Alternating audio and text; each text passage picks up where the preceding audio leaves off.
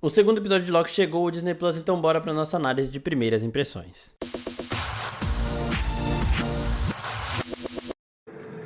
So I can do terrible,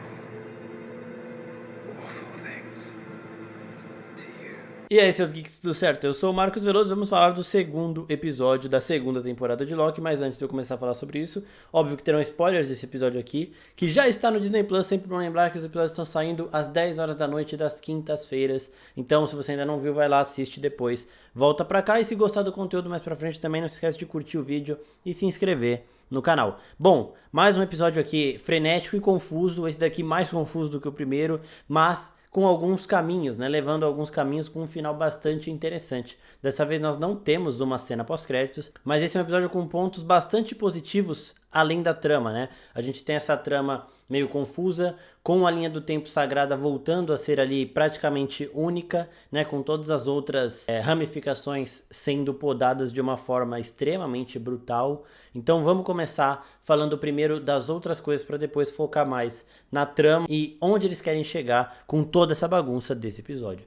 Primeiro que eu gostei demais aqui de ver os poderes do Loki. Uma coisa que eu gostei muito da primeira temporada, até falei disso em outros vídeos, é de como eles desenvolvem os poderes dos Lokis com cada variante treinando da sua forma, gerando habilidades com os mesmos poderes base, né? Só que de uma maneira diferente. Então nós temos o clássico Loki com o potencial absoluto de um Loki. Nós temos a Sylvie com esse encantamento de poder ver memórias, algo que ela dá todos os poderes do Loki também. E nós temos o Loki conhecendo também o seu potencial. Ele sabe a magnitude dos poderes dele, ele sabe que ele é uma divindade, mas ele vai cada vez explorando mais. E nesse episódio ele fez isso de novo, né? Ele usa diversos poderes ali de ilusionismo. E o que mais me pegou aqui foi o das sombras, né? Ele perante ao X5, chato de galocha, que nesse episódio ficou mais divertido, ficou mais engraçado, mas ele ainda continua do outro lado, né? O Loki estava lá interrogando ele e ele estava como Loki perante esse cara, só que as sombras aparecem com os chifres ali na parede e essas sombras, elas são palpáveis, elas seguram o X5. Então, eu achei essa manipulação de sombra aí um negócio fantástico, a forma com que ele cria o terror, sendo o deus da trapaça, uma divindade assustadora, uma divindade mentirosa e traiçoeira, né? Então, eu gosto de como o Loki traz essa essência nos momentos em que ele tem que ser um vilão, não um herói. Lembrando que o Loki ele está como um anti-herói aqui, então ele vai ter esses momentos de transitar pelos dois lados, e eu gosto muito de ver essa essência mentirosa e traiçoeira do Loki. E nesse episódio ela tá bem legal. E nisso tudo também foi bem legal o Loki lembrando das coisas que ele fez em Nova York. E falando em Nova York, no momento que ele tava interrogando o X5, eu senti uma vibe da Natasha interrogando o próprio Loki, sabe? Ia ser legal se ele se finge de frágil ali pra conseguir obter a informação que ele queria, mostrando que ele aprendeu com o que a Natasha fez com ele, mas isso não rolou porque a forma do Loki agir é outra, né? Então, eu gostaria de ver essa referência, mas eu gosto de ver que o Loki não vai seguir essas coisas. O Loki ele tem a própria maneira de resolver as suas situações. Um outro ponto muito bom também, antes da gente passar para a trama principal, é em relação ao Loki e a Sylvie. Nesse vídeo que eu fiz depois do primeiro episódio, não é o vídeo de primeiras impressões, é outro, eu falo muito das motivações da Sylvie. É basicamente o que ela tá querendo agora, é o que o Thanos disse que queria, né? Depois de resolver a minha missão, eu descansarei em um universo agradecido, né? Então, basicamente, o Thanos ele conseguiu livrar o universo da superpopulação, salvar inúmeros planetas e povos da destruição em massa, e agora ele podia descansar, mas ele fez isso com aquele genocídio absoluto, né? E ele estava descansando o que ele queria. A Sylvie também, ela deu a todo o mundo, a todo o universo, a todos os universos, a possibilidade do livre-arbítrio. E agora ela queria ter o livre-arbítrio dela e descansar, vivendo uma vida que ela nunca pôde ter. Então, pela primeira vez, ela estava com uma vida cotidiana tranquila. Lembrando que ela foi presa pela TVA quando criança, então ela nunca teve direito a isso. Ela viveu fugindo sem confiar em ninguém. E agora ela estava aprendendo aí a criar laços de amizade, a trabalhar, né? Ela estava com um trabalho normal no Mac, lá de boaça, feliz. E aí tudo isso volta pra ela. E depois, em um certo momento do episódio, o Loki fala: então era isso que você queria, devolver o livre-arbítrio das pessoas e foda-se. E basicamente, na cabeça da Sylvie, no momento em que ela mata aquele que permanece e acaba com com esse roteiro da linha do tempo sagrada, começou ali a vida de todo mundo. E essas vidas vão caminhar para diversas direções, e é isso que ela queria, ela está satisfeita. Só que, obviamente, como aquele que permanece tinha dito, ele voltaria mais perigoso. Então isso aí começa a assombrar a Sylvie já. E um detalhezinho no final do episódio é que ela está segurando o Tempad do aquele que permanece. Os Tempads, eles são esses equipamentos que os agentes da TVA usam para fazer as missões, para abrir os portais, para prender as pessoas, para conversar com a Senhorita Minutos. Só que o Tempad do aquele que permanece é muito mais poderoso. Ele tem acesso a todas as variáveis dessa linha do tempo sagrada, provavelmente também as ramificações, podendo saber tudo o que vai acontecer. E como a Sylvie matou aquele que permanece, ela pegou a arma mais poderosa dele, aquela arma que já tinha tudo escrito nela. O aquele que permanece, ele fala, né, naquele último episódio da primeira temporada: eu sei quando vocês vão me atacar porque tá tudo escrito aqui. Então o Tempad já tem essa memória e ele já vai me mudar de lugar quando vocês tentarem, porque ele já sabe tudo que vai acontecer. Então ela tem acesso a isso. Esse Tempad no final aí, esse que vocês estão vendo na mão dela, é uma arma poderosa, né? Só que o negócio ficou feio porque o Loki viu no futuro a Sylvie lá na TVA, e isso é algo que vai se desenrolando. Agora a relação dos dois é muito legal. O Loki, tipo, parecia um estudante ali, sabe? Quando você termina um relacionamento, depois você vai conversar de novo. Só que o caso dele e da Sylvie é muito mais intenso porque eles são a mesma pessoa. Ela é um Loki também, às vezes a gente acaba esquecendo isso, mas eu gosto demais de como a relação dos dois funciona, e eu gosto demais do momento ápice desse episódio, numa carga dramática, que é quando a Sylvie, depois de ver que tudo deu errado, decide voltar para a vida dela e esperar o fim ali, né? Decide, sabe, tipo, não vou ficar aqui na TVA, o que tiver que acontecer, vai acontecer e pronto. E o Loki fala para ela: Please don't. It's harder to stay. Isso que o Loki fala, ele está falando baseado completamente na conversa que ele teve com o Mobius antes nesse mesmo episódio. Depois que o Mobius estava lá interrogando o X5 e ele perde a cabeça, que o X5 conseguiu entrar na mente dele, alugou um triplex ali no Mobius falando da vida real do Mobius, o Loki pergunta pro Mobius depois, quando eles estão tendo uma conversa mais íntima ali os dois, e o Mobius fala, tipo, nunca quis saber da minha vida. Aí o Loki fala, tipo, mas se for ruim... Aí o Mobius, não, mas o meu medo não é ser uma vida ruim, o meu medo é ser uma vida boa. E eu, tipo, tava aqui, tá ligado? Então, é por isso que no final do episódio o Loki fala pra Sylvie: é mais difícil você ir do que você ficar. E isso pega muito, tanto pelo Mobius quanto pela Sylvie. O Mobius falando dos medos e receios dele de descobrir como era a verdadeira vida dele, me passou um pesar, sabe? Uma melancolia tão grande ali, que o Owen Wilson é um baita de um ator, e no Mobius parece que ele tá se divertindo muito e se entregando também bastante pro papel, assim como o Tom Hiddleston, a Sofia Di Martino também, todo mundo tá muito focado aqui, e essa série tá ficando muito intrigante. Agora, a ameaça intermediária da temporada, intermediária não, do comecinho, a Dox, ela já foi resolvida, né, que é aquela personagem que é interpretada pela mesma atriz que fazia a Lisa Arryn em Game of Thrones. Só que as ameaças da temporada são outras. Então, o que aconteceu aqui em toda essa bagunça? Primeiro que eles acham o X5 na linha do tempo sagrada vivendo como uma estrela de cinema. Inclusive o momento do Mobius conversando com ele ali de uma forma mais cotidiana foi bem legal, né? Quando ele tá tentando focar na missão porque ele sabe que aquilo ali vai ser destruído, mas o Mobius não sabe de nada e tudo mais e vai tentando ter uma conversa normal ali. Foi bem divertido também. Então a carga de comédia da Marvel, eu vi gente perguntando isso inclusive na última caixinha de perguntas do episódio anterior.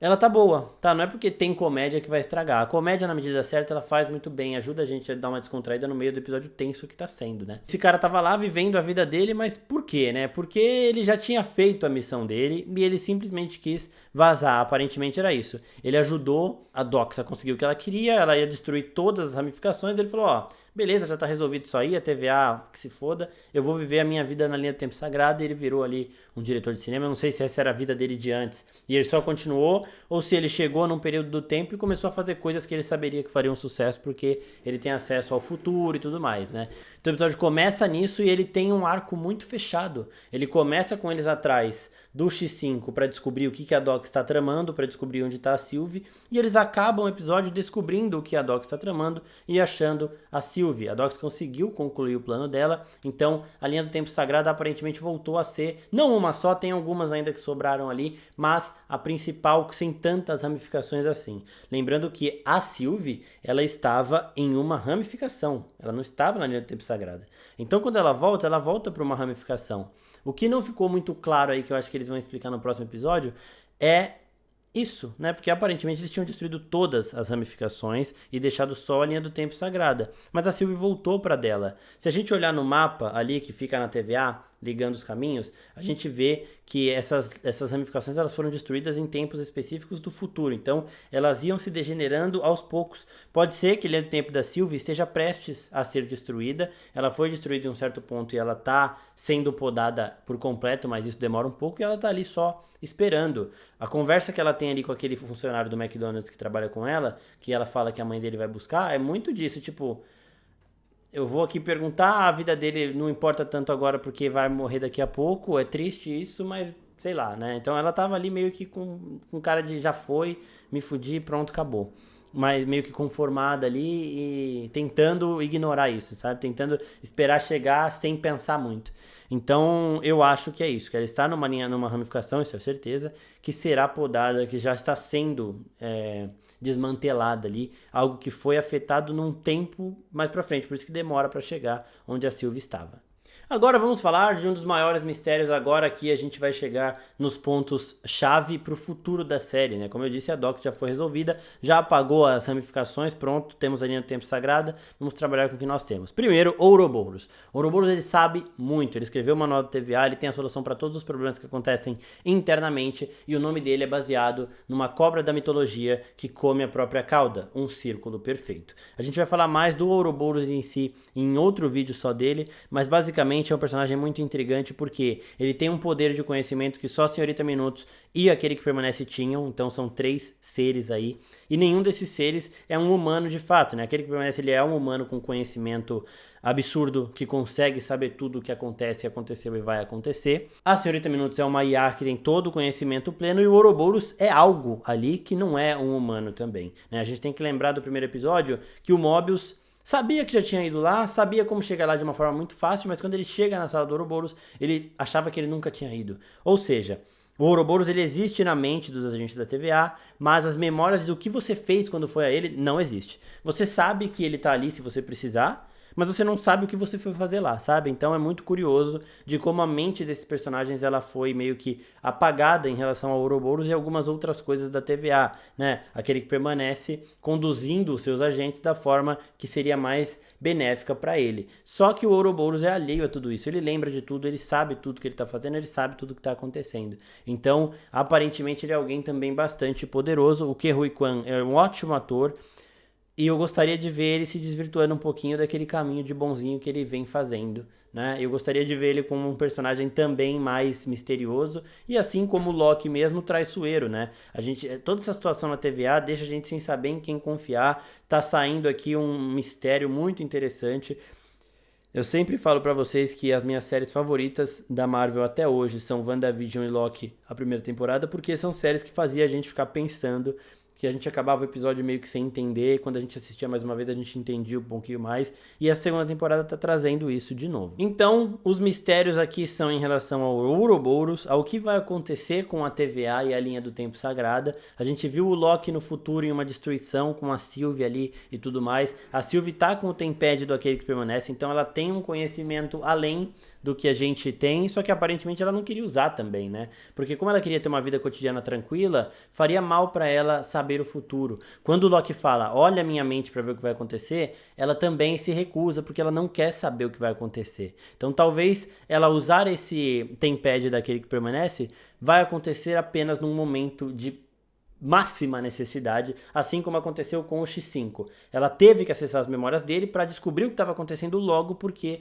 era algo muito perigoso e ela sentiu isso. E aí, quando ela vê o perigo real, ela vai embora na hora. E o momento mais triste do episódio, sem dúvida nenhuma, foi com a X15, a Sylvie, o Loki, o Mobius e todo mundo lá na sala da TVA vendo as ramificações sendo apagadas. Eles falam, né? São vidas, são pessoas. A gente não sabe quanto tempo essas linhas do tempo ficaram abertas. A vida das pessoas começou a mudar, né? Elas começaram a ter novas experiências, começaram a se tornar novos indivíduos. Uma coisa que a gente está falando das variantes do Loki é de como cada experiência singular que uma variante Loki teve faz com que eles mudem a forma de usar os poderes, né? Mais específico ainda na Sylvie e no Loki, a gente vê como eles usam os poderes de formas tão diferentes. Então, as pessoas das ramificações, elas podem até ter variantes integrantes da linha do tempo sagrado que vão continuar ali, mas elas têm experiências diferentes, né? Elas seguiram caminhos diferentes. O caminho que uma pessoa mudou pode ter mudado o caminho de outras muitas pessoas. Podem ter nascido pessoas nessas ramificações que não existem na linha do tempo sagrada, sabe? Se você ia numa festa, só que foi para outra, você conheceria alguém nessa festa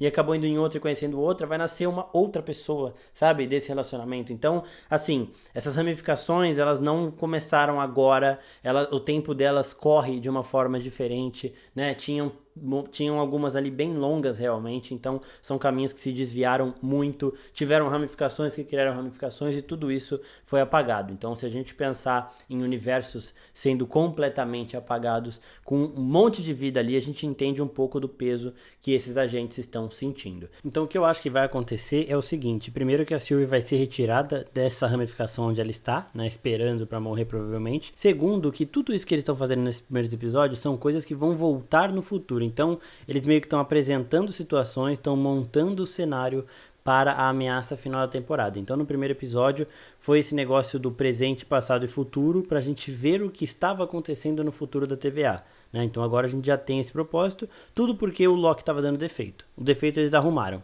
Neste segundo episódio, as ramificações foram podadas, sobrando praticamente só a linha do tempo sagrada. Então eles já resolveram outra situação. Então agora nós temos o futuro visto pelo Loki e nós temos as ramificações praticamente todas podadas. Eles estão armando um cenário para algo maior que está por vir nos próximos episódios. E para finalizar esse vídeo, uma coisa que está me agradando demais aqui é essa guerra civil interna da TVA, algo que aparentemente se resolveu agora, mas eu duvido muito porque ainda tem alguns agentes ali que são pró aquele que permanece ou pró Kang, né? A gente não sabe mais qual é que é a variante que tá aqui. O aquele que permanece já foi derrotado, ele era singular. O único que queria isolar e não se envolver na treta. E nós temos Victor Timely para aparecer ainda. Victor Timely, que é um dos Kang, aquela variante que a gente vê na pós-créditos de Homem-Formiga Quantum Mania, que é o que o Loki estava perseguindo. E ele estava num tempo ali, aparentemente, um pouquinho mais pro passado de tudo isso que aconteceu nesse episódio.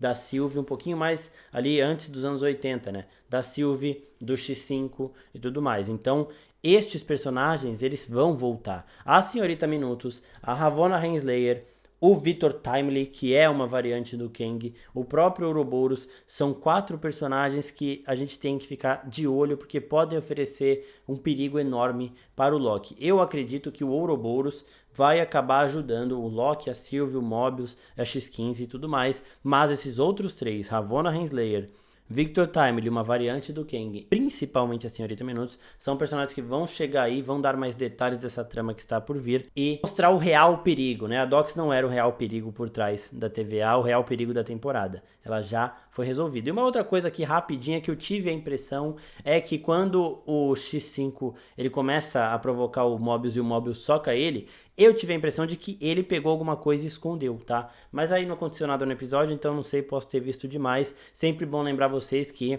a gente grava o nosso podcast Nexus Room no final de semana respondendo as perguntas que vocês mandaram lá no Instagram. Então, no momento que você está vendo esse vídeo, entra no nosso Instagram, @OficinaGeekReal, vai ter uma caixinha de perguntas de Loki lá, você manda a sua dúvida, a sua teoria, o seu comentário, que a gente vai lê-lo durante a gravação do nosso podcast. O primeiro episódio do podcast Nexus Room ali de Loki já foi publicado e o segundo episódio a gente vai tentar publicar antes, né? Porque esse daqui demorou um pouquinho pra gente gravar. Primeira semana a gente já estava se adaptando a esse novo cronograma, porque mudou, né, de terça para quinta. A Soca era terça, a gente já tinha um cronogramazinho perfeito. Agora para quinta a gente teve que se readaptar, mas já vai estar tudo certinho, vai chegar antes ali, provavelmente, espero eu, no domingo, no máximo na segunda-feira o episódio já está publicado. Então mandem as suas dúvidas lá no Instagram. Se gostou do vídeo, curte aqui, comenta também o que vocês estão achando da série, quais os rumos vão tomar, o que essa confusão fez com você, se mexeu com a sua cabeça.